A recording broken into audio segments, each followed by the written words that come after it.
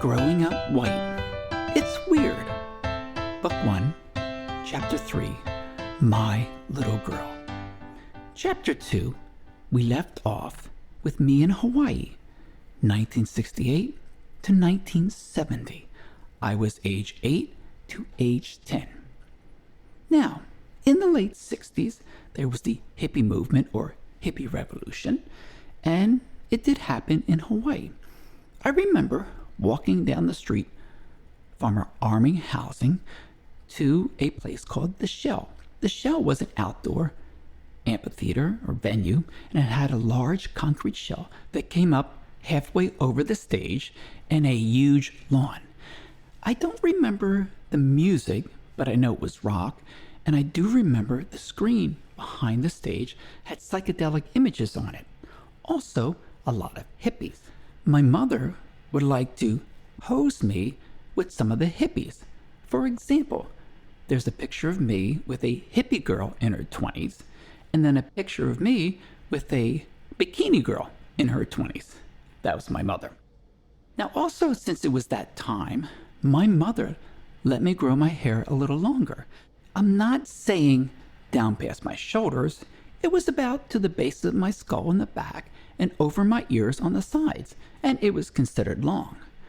There is a picture of me on the porch of our Army base housing unit giving 2 peace signs, and my mother, who loved to write captions, wrote this: "My little girl." Here's how that came to be. Hawaii, Honolulu, is famous for many things. One of them is Leonard's Bakery. And when I went back in 2021, Leonard's Bakery is still there. It's a place where we would get our baked goods and mostly birthday cakes. My mother took me there one day in her car. Now here's the thing about that time. We didn't have air conditioning, it was hot, so we always drove around with the windows down. Plus, we never used seatbelts. Now that sounds weird, but here's something even weirder. My mother would actually cut the seatbelts out of our car so we couldn't use them. That was my mother. And my father, he never used a seatbelt either. And I remember how I used to drive him around. Now, when I started driving, my father would have a new car every 3 years, and he would like to be driven around. So when I got my license, I loved driving him around. One of the places that we would go was the Philadelphia Naval Base. It's a place where you can go to shop at the Navy Exchange, which is like a small convenience store where you could buy like cigarettes and some things that soldiers would need. And I remember the prices were always cheap and you didn't have to pay tax. Then there was the commissary or grocery store. You could walk out with 2 shopping carts filled with food for under $50. We shopped there quite often, and there's some really interesting weirdness that went on there, but we'll talk about that later. Okay, so back to Hawaii. We're at Leonard's Bakery. My mother goes there with me to get a cake. She goes in, she leaves me outside, windows down. I'm in the passenger seat sitting there. Here's the thing about that time. There really wasn't any crime or missing children reported. It was a very safe area. I'm in the car by myself, and an older guy in a car next to me starts talking to me. Now, I don't remember the exact conversation, but I remember shortly afterwards, my mother came out, got in the car, she looked at me, she looked at the guy and said, "Oh, do you know him?" And the guy in the car next to me said this to my mother: "No, I'm just talking to your little girl." I was cute as a child, and I was still cute up until my teens. In fact, an older teenage boy said to me, "You're cute enough to be a girl." Oh, and girls also commented that I was very cute. And maybe, just maybe, that is why my mother's best friend, second oldest son, who was age 19, raped me. And here is the story behind the rape. He was the second oldest child of my mother's best friend's family. He was the cool guy. Now, he did drop out of school. He had long hair and some kind of goatee. He drove a chopper, which was a motorcycle. He drove a fast Mustang with Krager wheels, and it was all souped up with headers, and he had a Hurst shifter, and he would often take me out for rides if he had to go to the store to pick something up. And he drove fast, really fast. And I thought, like everybody else, he was the cool guy, like the Fonz. And he had friends who were cool too. They all drove choppers just like him. He was a mechanic, so we'd see their choppers over where they lived and cars that he would fix and work on. Also, he and his friends would give people nicknames. For example, the youngest child in the family, who was a year older than me, was called Wart. Sometimes Puss, but mainly Wart. Then, one of his friends gave me the nickname of Tardo. Yeah, Tardo. Sounds weird, but here's the thing. When you're a young kid and these cool guys give you a name, it's like, yeah, I like that. But that's not something you want to be known as. However, that's what they called me. And since we were fake cousins, like I said, my mother was called Aunt, and we would call their mother Aunt. We were like a big family. We would do many things together, one being a sleepover. Their duplex was a 3-bedroom, 1-bath, brick house connected to another one, and it had a side yard with a driveway. I would sometimes sleep over. Upstairs, they had the 3 bedrooms. Master bedroom in the front for the mom and dad. Then you had a bathroom with a sink, toilet, and a shower tub. Then you had the boys' room. Then you had the girls' room. I would sleep in the boys' room. I just happened to be sleeping in the bed with the guy who raped me. And I remember just laying there, asleep, like I was in Hawaii when the visitor in the night came, and I heard him say to me, "Don't say a word." He rolled over, got on top of me, pulled down my underwear, and raped me. Now, remember, at the time, I'm 12 years old. This guy is the coolest guy in the neighborhood. And in my mind, here's what I thought. Wow, I must be special.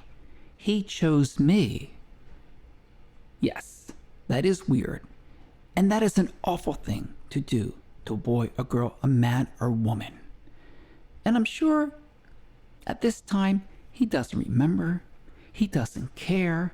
And sadly, I never told anybody about what had happened. But you know what? I remember, and I do care. And that was not the only time something weird like that happened. I went to summer camp for a month back in Pennsylvania, around the same age, at a place called Camp Shalom. Being the second child, the middle child, my mother had a special fondness for me. So she worked hard, saved up for money, and sent me to this Jewish camp for 1 month. I know it wasn't cheap, and the kids there were all well-to-do, let's say.